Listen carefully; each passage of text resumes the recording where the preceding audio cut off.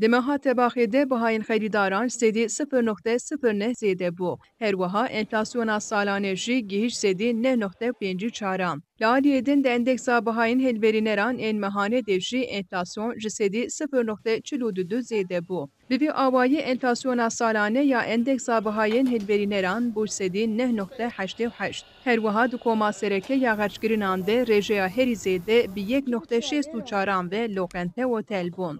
Di komê de kêmbûna xerçkirinê herî zêde bi rêjeya sedî 4.92 li ser firotina cil û pêlavan hat dîtin. Zêdebûna bihayan herî zêde tesîr li bajarên Zonguldak, Karabük û Bartinê kir.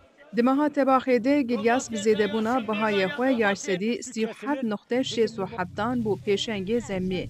Piştî Gilyasan, zem herî zêde li ser lîmon, xiyar û bacanên sor hat dîtin. Dirêza berheman yên ku bihayên wan herî zêde erzan bûne sebze û fêkî ne. û navbera wan fêkiyan de hirmî heye. Bihayê hirmiyan ji sedî 18.42 da ket û bû berheman herî erzan.